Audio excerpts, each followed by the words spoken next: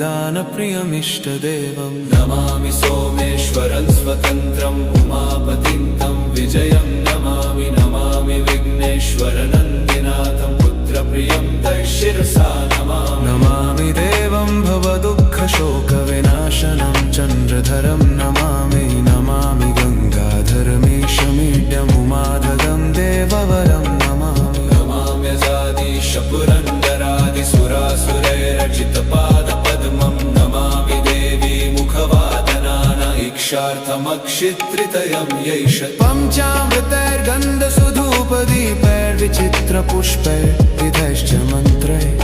अन्नप्रकारैः सकलोपचार